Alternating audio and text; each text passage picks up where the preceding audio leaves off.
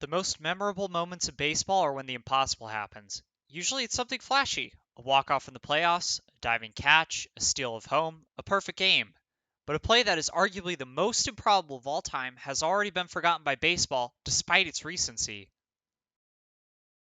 In 2017, Arizona Diamondbacks reliever Archie Bradley became the first relief pitcher to ever record a plate appearance in the wildcard game. But before we talk about what happens next, we have to talk about just how crazy it actually was in context. Without mentioning statistics, let's keep in mind that this is playoff pitching. The pitchers you face in the playoffs are the best in the league. That automatically makes hitting much more difficult.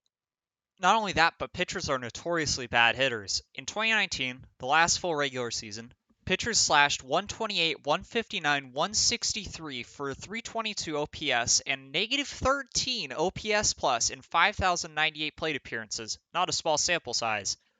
That means that pitchers were offensively more than 100% worse than the average batter.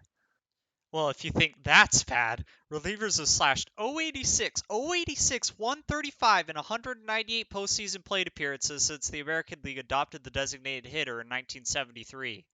That's good for a whopping 221 OPS, an absolutely shameful mark.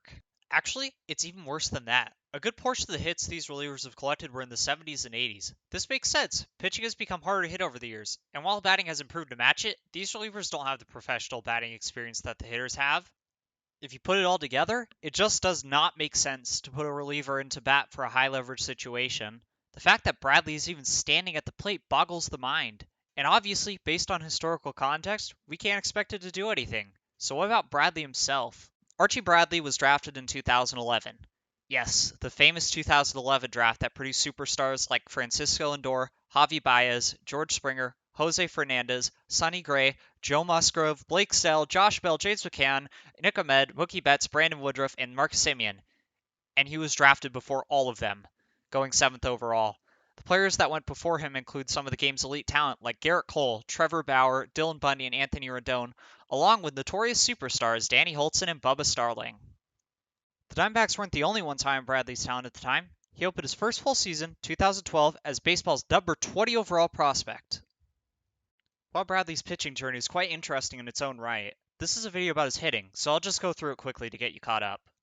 Bradley's 2012 season was filled with ups and downs. While he did strike out an impressive 10.1 batters per 9 innings and allowed only 0.4 homers per 9, he walked an alarming 5.6 batters per 9 innings. Consequently, he dropped in the 2013 prospect rankings, opening the season at the number 24 slot. Then everything seemed to click. He rode a much improved walk rate to a dominant 1.26 ERA at high A and a 1.97 ERA at double A. This led to his jump up to the 5th overall prospect at the start of 2014. At this point, Bradley was the highest ranked pitching prospect in the game. That's right, Archie Bradley was the best pitching prospect in baseball. At his height in 2013, Bradley threw a blazing fastball with heavy sink, a hard 12-6 curveball, a so-so changeup, and an occasional cutter-slider hybrid. He commanded his fastball well, but didn't have as much luck with his other pitches. Bradley's gains pretty much evaporated in 2014. His struggles culminated in an Arizona Fall League performance that included 11 walks and only 17 1/3 innings. Regardless, the league still had sky-high expectations for Bradley, as he was still the number 15 prospect in 2015. His organization had high expectations for him too, and he opened the season in the Diamondbacks starting rotation. Archie Bradley made his MLB debut on April 11, 2015. He beat his opponent, reigning Cy Young winner Clayton Kershaw, on the back of 6 innings of scoreless baseball. He struck out 6 and allowed only 1 hit, but ominously walked 4 Dodgers. The walks wouldn't even be Archie Bradley's biggest obstacle during the season. He'd be drilled in the face by a 115-mile-per-hour comebacker on April 29th and landed on the disabled list with a sinus fracture. He returned in May, pitched 3 games, and would be sidelined with tendonitis. He suffered a setback in his first rehab game and wouldn't return to the majors again that year. Archie Bradley, like the rest of the Diamondbacks pitching staff, was cursed in 2016. He was shuttled up and down from AAA to start the year, and after he got called up for good on May 29th, he struggled badly. Except, he actually didn't.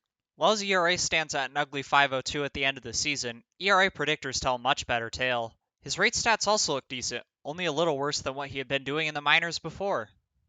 And if you remove the 2 starts he made before his permanent call-up, and a single August 1st start against the Nationals, he actually had a much less disgusting 4.47 ERA. In other words, Bradley wasn't that bad, especially given that he was a rookie. But instead of trusting the advanced metrics, his former top prospect grades, and the fact that 2016 was a really weird year for the Diamondbacks, the organization gave his 2017 rotation spot away to Zach Godley of all people. In the end, Godley went from struggling underdog to dominant starter, and with the Diamondbacks competing for a playoff spot, Bradley never got the chance to win his rotation spot back. However, with his new Beard Superpowers in tow, Bradley dominated his way to the back of the bullpen. He became the team's top fireman, coming in for the highest leverage situations. He put his elite skills on display, managing a 1.73 ERA in 73 innings pitched, with excellent rates and an elite FIP to back it up. He even managed to get MVP votes for his performance. While Bradley was a top prospect and had a successful year, he was definitely not known for his hitting. He was a career 121, 177, 121 slash line in the minors, and even worse in the majors with 098, 098, and 098, managing only 6 hits in 61 at-bats. You'll also notice that he had yet to record an extra base hit as a professional. Furthermore, while Bradley is quite athletic and a very mobile pitcher, his sprint speed does not grade out so well. The only year he even has recorded StatCast data for sprint speed is 2016, where he managed 22.4 feet per second, good for 3rd percentile in the league. In other words, Bradley is actually one of the slowest players in all of baseball. So given that pitchers can't hit, especially not relievers in the playoffs, Bradley doesn't hit well, and Bradley doesn't run well, the odds that he gets a hit in the first place are basically zero. If you told me he'd be getting a triple in a critical moment, I honestly would have laughed at you. The odds he makes good enough contact and beats the throw? Basically meaningless. So now we covered the historical significance in Archie Bradley's history, we could get on to the actual game itself. It's the 2017 NL Wildcard game at Chase Field, and the excitement couldn't be higher. The Rockies and Diamondbacks were arguably the two best offensive teams in the National League, averaging 5.09 and 5.01 runs per game respectively.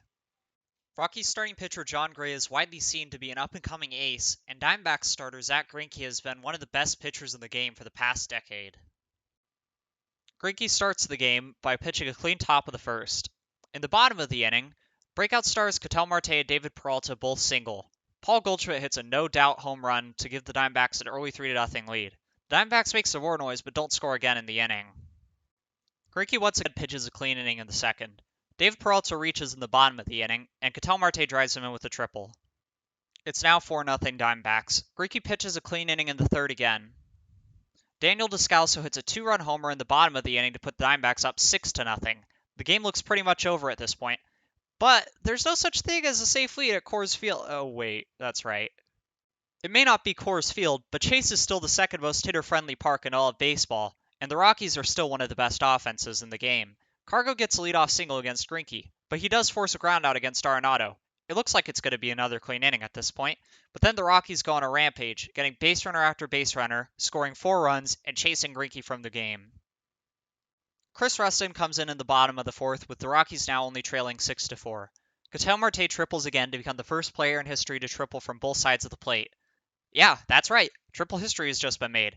On a side note, Marte follows this up with an MLB-leading 12 triple campaign in 2018. But no more damage is done, and the Diamondbacks are finally held scoreless in an inning. Robbie Ray starts the 5th inning for the Diamondbacks. For a while, Rustin and Ray actually keep the game pretty scoreless. All-star Pat Neshek comes in for the 6th inning to finish it off, and now we'll head to the legendary 7th inning. Robbie Ray starts off by getting into immediate trouble, allowing a leadoff double to Jonathan Lucroy, and then a wild pitch moving him to third base. The Diamondbacks bring in hard thrower Jorge De La Rosa to try to get out of the inning without allowing a run. However, Charlie Blackmon pulls off a successful sacrifice squeeze, scoring Lucroy, which brings the Rockies within 1 run of the game.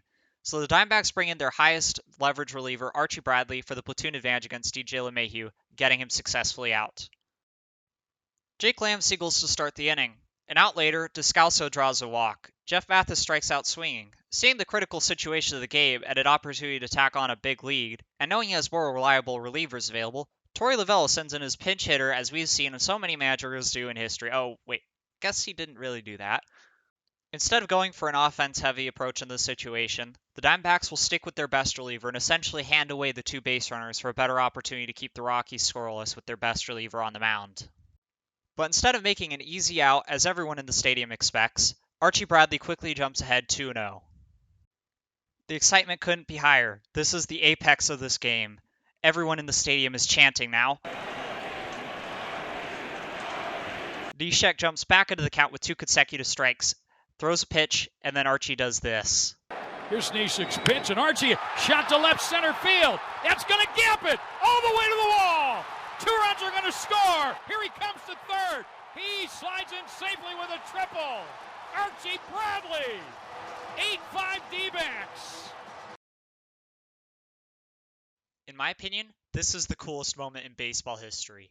It's the story of an incredible man overcoming insane odds on the highest stage with tons of fan support. I was actually at the game, and despite all the other amazing things that happened, this is by far my clearest memory. Ironically, Bradley's pitching, which is the reason he got this at bat in the first place, was less than ideal, as he gives up home runs to both Arenado and Story before getting out of the 8th inning. The Diamondbacks managed to pull off the win, however, and Bradley's triple is the highest single play change in win probability added at 16%. As I said earlier, this at-bat is historic. Not only was Bradley the first reliever to ever record an at-bat in the wildcard game, he was the first reliever to ever record a triple in the playoffs. But there's another way this at-bat is historic. With the universal DH likely to come into permanent effect in 2022, we may never see pitchers hit again. While two-way stars like Shohei Ohtani may occasionally get the DH bypassed, opening up plate appearance opportunities for relievers, these are extremely rare and likely a dying breed of players. This is mostly due to the growing physical demands on both sides of the ball. Just look at how much Ohtani and fellow two-way star Brendan McKay have been injured, in their relative youth at that. And as pitching gets harder and harder to hit, any relievers who happen to get at bats, relievers who will likely have no professional hitting experience, are extremely unlikely to do anything in them. Now, with that in mind, relievers have gone 0 for 15 with 11 strikeouts in the playoffs since Bradley's triple. So while truly anything can happen in baseball, I still feel comfortable giving this triple one last historic label, the last hit ever recorded by a reliever in the playoffs, and Archie Bradley will always have that.